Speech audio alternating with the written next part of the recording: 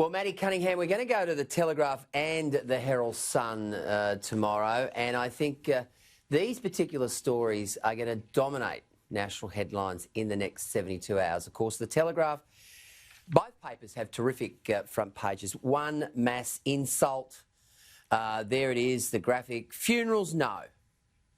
NRL games, no. Weddings, no. Protests, yes. The state's social distancing rules have been farcically ignored by Premier Gladys Berejiklian, who will allow hundreds of protesters to gather at a rally this weekend in a move that has been slammed by health experts. And we might just also go to the Herald Sun, where, of course, we know that a protest planned for Saturday could have as many as 40,000 people in the CBD. And there it is again, danger to us all, banned. Office work, 20 plus at cafes, sport crowds, no fine, protests of 40,000 in the CBD. Protesters planning to flood the CBD have been dubbed despicable by the family of a COVID-19 victim as businesses hit out at police and Premier Daniel Andrews for not punishing crowds joining the mass rally. Now, we just heard former Queensland Premier Campbell Newman fire up on Paul Murray's show about the inconsistencies, the mixed messaging that's going on in this particular space. And I've got to say, Matt, I tend to agree with him. I just think that sometimes when you've got rules for some and rules for others, that's when people start to question the rules.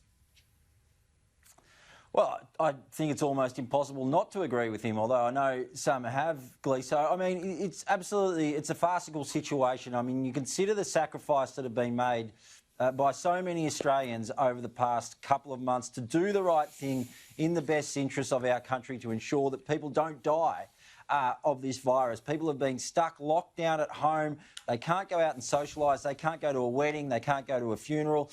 And yet now we're being told that 40,000 people can show up to a rally in the middle of Melbourne, and that's okay. I mean, it absolutely defies logic. And what's also a bit odd is that it's been basically the crackdown has been pushed the hardest by those on the left side of politics. So, you've seen in Victoria there's been a lot of agitation for the lockdown to be in place. And yet when it's a left-wing protest that's happening in the middle of the Melbourne CBD, that's okay. Think about what's happened in Victoria. Victoria, only a few weeks ago, a learner driver was fined more than $1,000 for being in a car with their parent 40 minutes from home. That was considered to be something that was worthy of a $1,000 fine. Now you're going to have 40,000 people in the middle of the CBD, and that's going to be okay. Think about all the money that's being lost by the fact that the AFL can't play games in front of crowds at the moment. Think about what the AFL could do if they could have 40,000 people at a game of footy. I mean, it would revive the industry, and there would be so many people who have lost their jobs who would have their jobs back. But they're all making that sacrifice in the public health interest, and yet this is deemed okay. I think there might be something else at play here, though, Gleeso, that's not being completely considered in some of these stories, and that is, I think, that, and I hope this is what's at play, is that the premiers and the police do not want to agitate these protesters. They do not want to send a message out there saying, we're going to shut you down if you go out and protest, we're going to throw the book at you, because I think that's exactly what the protesters want. They want the scuffle, they want those scenes, they want to fight, and if the police go out there and try to shut them down, that's exactly what they'll get. So, it's a really tough one, I think, for these governments and the police, but it's a shocking look considering what's been going on for the past 3 months and the sacrifices that people have had to make. Well, let's have a listen to what Andrews said. Andrews backed the police's common sense approach, saying he wouldn't want to be inflaming things despite the fact that businesses have said it's completely absurd. And just to build on what you just said there, Matt, last weekend 10 young 16-year-olds were fined $1,600 each.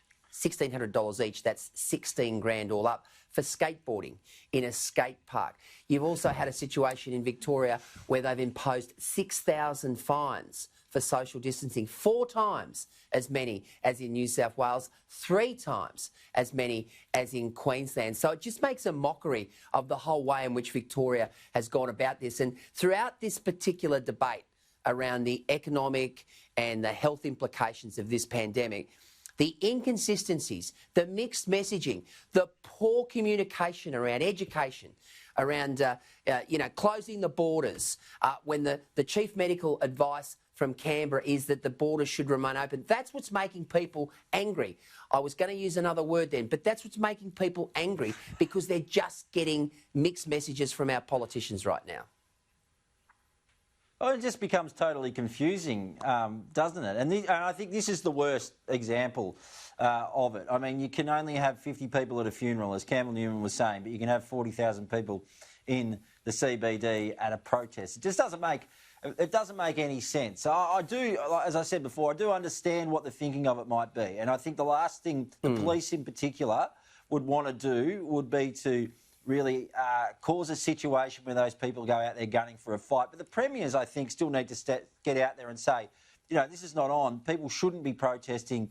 They shouldn't, of course everyone has a right to protest. It's a democratic country. But we've thrown all of our other rights out the window, Gleeso. We've thrown out the right to go to a game of footy. We've thrown out the right to go to a wedding or a funeral. We've thrown out the right to go into work. So, surely it figures as well that the Premier should be up there saying, well, you lose the right to protest in this instance as well. These are extraordinary times, as it's been said too many times before, but, it does all seem just a little bit confusing.